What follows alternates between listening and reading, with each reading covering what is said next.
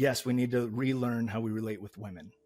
But what we forget is that we also have to relearn how we relate with men. It is categorically an intimacy disorder. So we have to focus. Yeah, we have to do the shame work, the trauma work, but we have to learn healthy intimacy. We have to learn how to experience that with other men. We have to learn how to offer that for other men. And that ended up being more healing for me than counseling.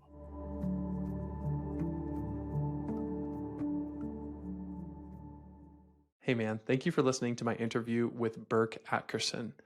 He tells his story with radical vulnerability and amazing insight, and he has started an awesome ministry called Fire Nights, which I'm excited for you to learn more about.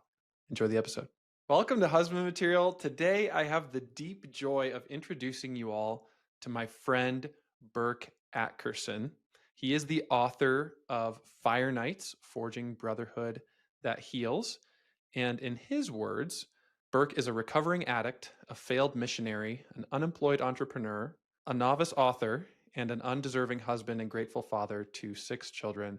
More importantly, you guys need to know that he is an amazing man of God.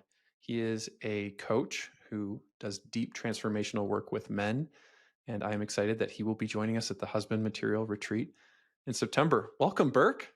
Thank you, Drew. Thank you so much, brother. I thoroughly appreciate your friendship. I appreciate you bringing me on to chat and share story. But I just want to take a moment to just acknowledge you and what you do and how you do it. First of all, I love how you show up one-on-one. I experience transformation and healing from your friendship one-on-one. And then what you're doing with other men and what you've chosen to dedicate your life to.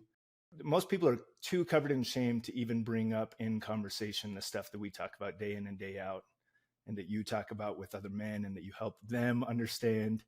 And just the level of healing that you're bringing to other men and into this world is tremendously important. So I'm full of gratitude for it, and I just have so much admiration for you. Thank you, Burke. It's remarkable how aligned our lives are in many ways. Yeah, it's beautiful. Yeah. So I'm just really excited for everybody listening to get to know you better. Burke, you've done a tremendous amount of work. How would you describe your experience growing up?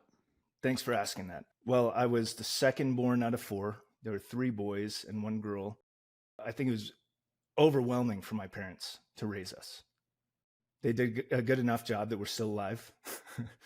Man, early on, when I was 7 years old, I felt like I heard the voice of God. And I know his voice. I feel very familiar with it. This was my first moment of experience with it, and it kind of tainted the rest of my childhood. That's why I'm bringing it up. I went to a little Christian school. At the bottom of a coloring sheet, there was this verse, Mark 16:15, "Go ye into all the world and preach the gospel to every nation." King James Version. And as I was coloring on the sheet, I felt the voice of God speaking to me. I felt like, wow, that's what I'm to do with my life. I found my sense of worth and importance in going to be a missionary someday. And then when I got overseas and I was a missionary and I wasn't very good at it, I felt tremendously unimportant. And it ended up being more of a greenhouse for even more addiction. Yeah, we were overseas for 7 years. But yeah, my childhood was very marked by, it was a golden child syndrome. I only felt loved when I was performing. So I would perform and I would act like I had all my shit together and hide everything else. What did you feel the need to hide? As a kid, I was constantly walking on eggshells and I would get in trouble constantly. So really, this is a wound of play. I wasn't able to just play and be present and be myself if anybody else was around, because I had to put on a show. I had to walk on eggshells, and my father loved me well, but at the same time, he was volatile.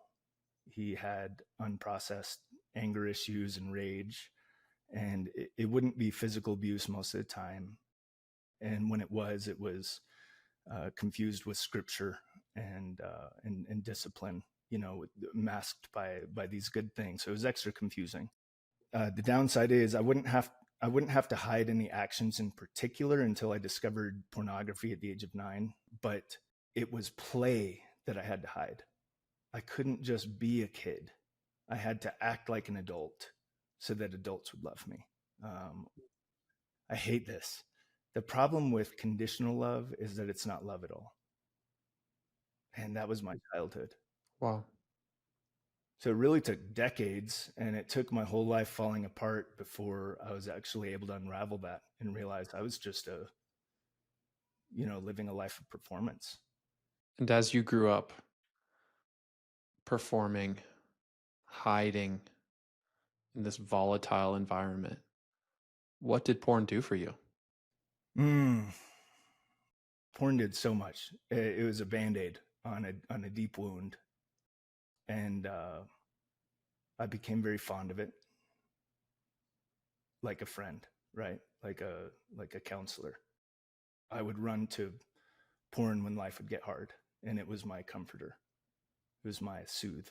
It was my escape from pain. And then eventually I learned to just run from things that were uncomfortable or painful, negative experiences. And Enneagram 7.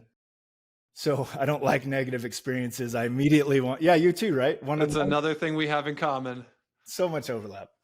So I immediately, want to put a Band-Aid on it and don't feel pain, or numb it, go do something fun instead. And so porn was just an easy decision. Of course, it was habitual. Of course, there was trauma associated with it. I experienced some abuse as a 10-year-old that taught me that intimacy couldn't be experienced outside of sexuality. And then as I got older in my teen years, I never felt loved and connected with somebody unless sex was involved. So of course, the rest of my life, it was confusing. Intimacy had become sexualized, and porn was this place where I could play. It's where I could be comforted. It's where I could be soothed. I could get this vicarious sense of being seen. So I remember for years, I would search for hours and through video after video after video until I found a girl gazing into the guy's eyes. Whatever they were doing, like if she was looking at him like she needed him and desired him, then it was like, oh, now my template is fully fulfilled. Like now I can, climax or whatever. Could you say more about that need to be seen? So there's 3 parts to this. Humans, I think, are 3 deepest needs. They're core to us having healthy emotions and resilience and connected relationships as adults. And as children, they're core for early childhood development as well, as to be seen, to be safe, and to be soothed. And when those are lacking, we can't be mature spiritually. We can't be mature emotionally. My need to be seen as a child was never met, or rarely met, maybe I should say more specifically. Therefore, I brought that same woundedness into my adult relationships, into my marriage. The whole performance act is a desire to be seen, right? It's like a peacocking of sorts. It's saying, hey, look at me. And I have this thing where I have a tightness right here in the back between my shoulder blades that if I'm around people all day, it's sore, and not so much anymore, but it's sore because I'm literally peacocking. I'm putting on a show as if I've got my shit together. And that was my whole life for decades. But it was so much like, hey, look at me. It was so much of a deep wound that said, I need to be seen. And so much of my life has not been seen. And so, yeah, it started early childhood, and then now it goes into adulthood, where just tons of brokenness, and it's just this constant underlying issue. And then also there's situations around safety where I felt like I was in eggshells, where I wasn't safe through a lot of life, right? I couldn't just let down my guard. And then the third part is soothed, which you're asking about seeing, but I think all 3 are core. I quickly found unhealthy ways to soothe myself in life. I found out that I wasn't breastfed as a baby, or maybe for a very short period of time.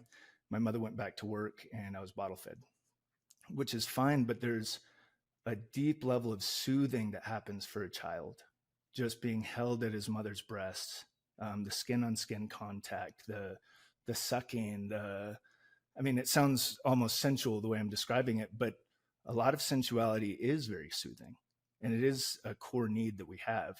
There's a part of it that becomes play, and especially if it becomes over sexualized, it loses the deep emotional connection that's healthy and should be there, right? But we need to be soothed, and I just didn't find it in healthy ways as a kid. The other thing is I wasn't fed enough from the bottle, and so I had this feeling like I was always hungry. As a baby, I still remember that feeling, and when I'm still around my parents as an adult, I start overeating and grasping for everything. And I realized just a few weeks ago after they left, I realized, oh, I'm grasping because I'm scared I'm not going to have enough. I'm scared that I'm not going to have my needs met because they don't care about my needs. I've got to go out of my way and meet them, which is part of the issue of the 7, right? Like, I will meet my needs. Yeah. And that ties in directly to my childhood as well. Thank you so much for your vulnerability. Mm. So you've told us a lot about the origins of life falling apart. When did things start to burn down? Good question. We were overseas with the Navigators. We'd been on staff with them for a decade. I'm full of gratitude for them. They handled everything so well.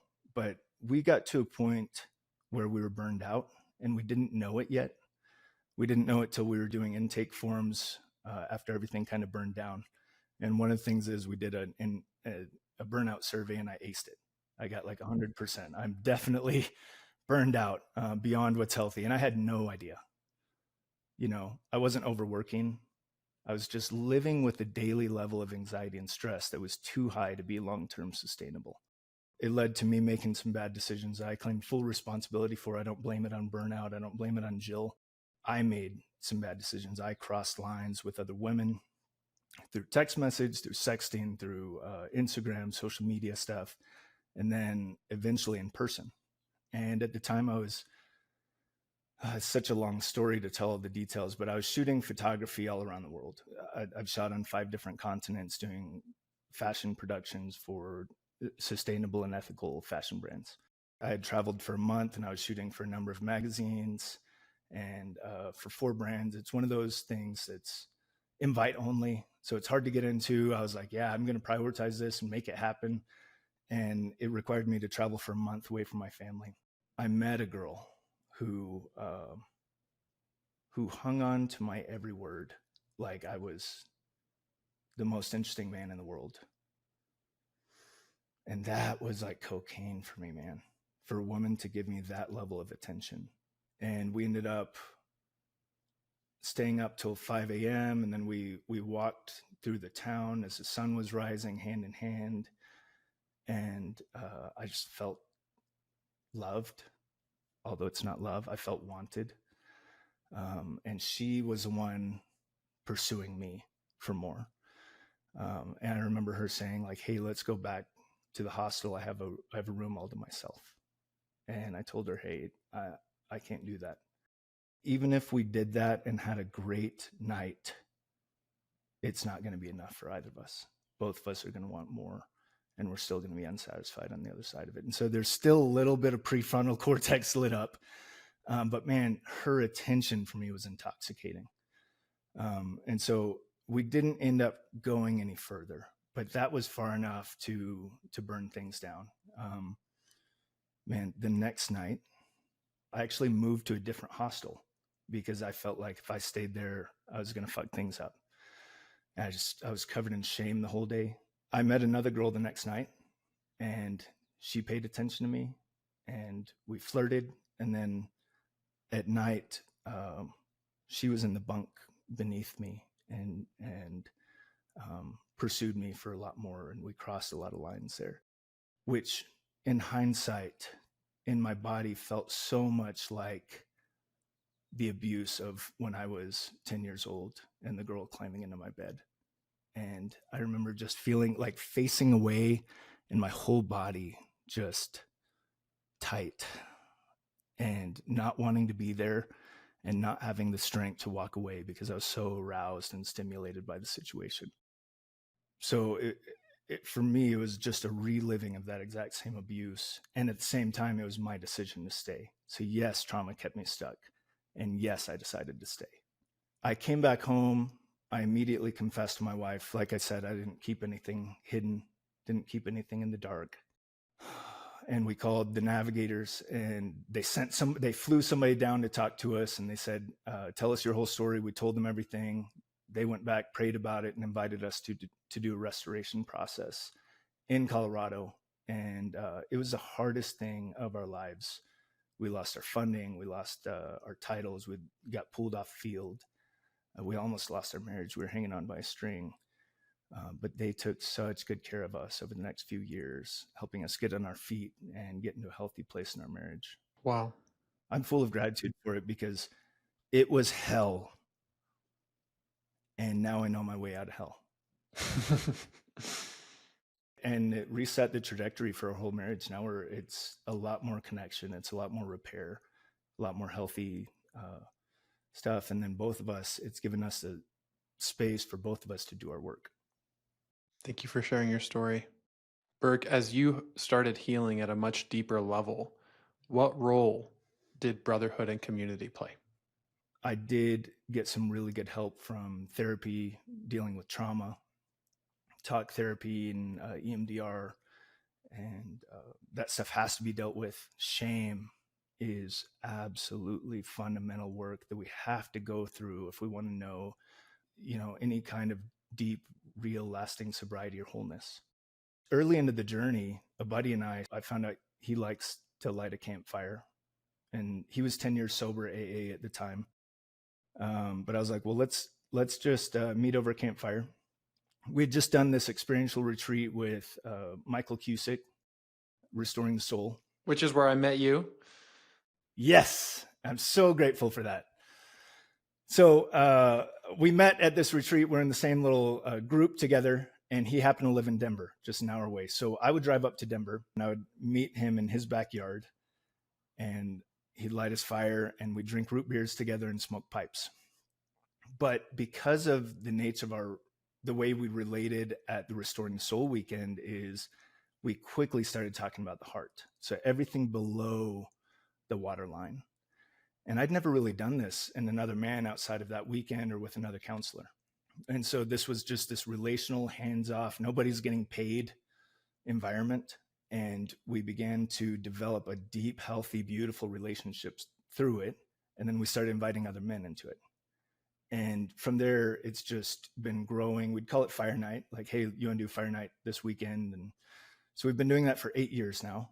Now it's been growing and spreading, and I wrote a book on it last year. Now there's about 12 groups around Colorado that I'm aware of, and then in 3 others, so they're in Texas and Georgia and Arkansas as well. However, for me, I began to heal at a deep level because I finally stopped holding men at arm's length. I finally started realizing that men can be safe, that they could use their strength to hold my weakness. And as I began to experience that, and it wouldn't have worked to just read about it in a book. I had to actually taste it. So as I began to experience that, I began to be healed at a deep level that couldn't have happened from talk therapy, because it was experiential and it was relational. Wow. Like Psalm 133 says, how good and pleasing it is when brothers dwell together in unity. Yes. It's so beautiful. The thing is, all we know is like pancake Saturdays with a bunch of other men or, youth group shit where we'd go to a theme park together or go camping. Or porn recovery groups that are very surface level or shaming, or they just make you feel more inadequate as you're comparing yourself to other guys in the group. Behavior focused porn recovery groups are also part of the problem. Because it's just the top 10% of the iceberg. Yeah. And then the other thing is, so they might be involved with the Bible study or something at church with other men, but 90% of the time, they just talk about that top 10%. Or we stay in our heads and we're talking about God and we're talking about things, but we're not getting into our bodies. Yes. Which is where experience happens. So how are Fire Nights different? There's a few different elements to that. It has very little structure, so it's nice to go somewhere that's not structured. A lot of men's programs are maybe designed around a book study or a Bible study or a word study or a topic like porn. But this really is very open-ended. I have 3 ground rules that kind of just set the tone, but the general structure is really open-ended, and it's really about the relationships. And so it's giving a safe place for men to open up, but it's not forcing them to, and it's not even telling them where to go. What are your 3 ground rules for Fire Nights? Number 1 is confidentiality. So it's like the first rule of Fight Club is you don't talk about Fight Club. The reason is we have a lot of pastors that will join them, or counselors that will join them, therapists, and then just the everyday person can be in there too, and it's important for anybody. But for those people, they want to know that they have a safe place to share their story. If I meet one-on-one with any man, but especially somebody who's a leader, I want to tell them, hey, listen, nobody's going to hear about this conversation, not even my wife. This is between you and me, and I'm going to honor your story with confidentiality. And so we're doing the same thing in Fire Nights. We're bringing that same presence of mind and honoring each other's story by not sharing it with other people. Your story is not my story to tell. Rule number 2 is don't fix, be curious. As men, we want to go to problem solving. There's 3 levels of listening, and the first level of listening is listening to problem solve. That's what you're going to experience at work, talking with a boss, or if you are the boss. You might even be really good at that and ask 5 questions like, well, why? Well, why? Well, why? And then you could really do some good problem solving. But it's still only level 1 listening. And that's where most men get stuck or capped. We want to go deeper, where empathy is involved and curiosity is involved and kindness. So we don't talk about politics or theology or sports, but somebody might say something that reflects their political opinion. So somebody could get triggered. But if you could practice radical acceptance and just say, you know what, I love this person as he is, no matter what he believes, no matter what he thinks, and no matter whether or not his theology is correct or politics are correct, I'm just going to love him as he is. Then we're learning how to love each other. We're learning how to listen. And then it gives us the ability to be curious instead of defensive. Rule number 3 is lean into vulnerability. So for every man, that's different. But I've had nights where I'm driving to go see the guys for a Fire Night, and I'm thinking in the back of my head, like, ooh, I don't want to bring up this topic. Well, for me, then that's exactly what vulnerability is to go ahead and bring that up and say, hey, guys, I've been struggling with XYZ. We could talk about the top of the iceberg. Like if you masturbated 40 times this morning before getting to Fire Night, let's talk about that. That's fine. Don't let anything stay in the darkness. Let's have it in the light, but let's go deeper than that. Let's talk about, well, why? What were you wanting? What were you longing for? What were you not getting? What were the stressors in your life? What triggers were activated that blindsided you? Let's go deeper than just, I did this. Well, what about all the background behind that decision? That's where vulnerability and connection are. Burke, I love all of this so much. And some of you guys might be thinking to yourself, hey, that sounds a lot like husband material. Exactly. We are both wanting to create these kinds of spaces, and Burke's ministry of Fire Nights is a fantastic resource for you guys to be able to not only receive that kind of healing space, but also maybe start one of your own. This is a peer-led project. It's not for experts. It's not for professional counselors. As Burke said, no one's getting paid. So I would highly recommend Fire Nights for any of you guys who want to create and be a part of something like that. I love that, Drew. I think the question in their heads is, how would I start a Fire Night? That sounds like I'm not qualified. I don't know if I can guide guys to depth.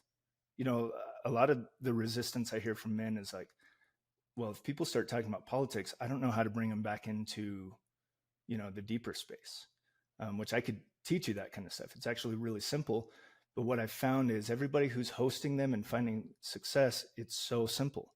They're just lighting a fire and opening up the invite to a few men that they trust, and then maybe 1 or 2 men who probably just need it. So you're just inviting men into it. You're lighting a fire pit in your backyard, which is what the cost of wood, like $5 for two, $10 for 2 bundles of firewood, and light the wood, you're good to go. Or a lot of people have gas fire pits. That's totally fine. And then we have a few times where the weather's so bad, we'll just hang out indoors and we'll light a candle. I love the symbolism of that, but we'll go ahead and light the fire because the biggest reason is it symbolizes God's presence. He's here with us. We're not alone in this. We have the presence of the Father, just like the pillar in the desert, the pillar of fire, or the burning bush. So often Hebrews and Jews throughout history would have seen fire and been reminded of God's presence. It's just this potent symbol throughout Scripture that we get to have in front of us, between us men. And then it's this thing that is really soothing. If you've ever sat around a campfire, Yes. you hear the crackles. Oh, You smell the air. The other thing is, it is a place where it's safe. And it's a place where men can feel seen deeply in ways that they can't in most other areas in life. If you're going to work and performing really well, you're getting seen for something you're doing, but you're not getting seen for everything else below the surface. And so this is one of those places where you do get to experience seen, safe, and soothed. So going back to hosting, you don't have to provide food. You don't have to provide alcohol. Some guys will bring, I always tell people it's BYOB. If you want to bring something, bring it. If somebody doesn't drink, like, let's honor that fully, right? And then usually I'll light up a cigar. Usually 1 or 2 other people will. But none of that's a requirement. It's really about the relationships, not cigars. It's not about drinks. It's not about snacks. It's about just a campfire with men who are willing to go there. that's amazing. If you guys want to learn more about Fire Nights, go down to the link in the show notes. And of course, you can also reach out to Burke if you're interested in working with him. Burke, what is your favorite thing about healing and freedom from porn?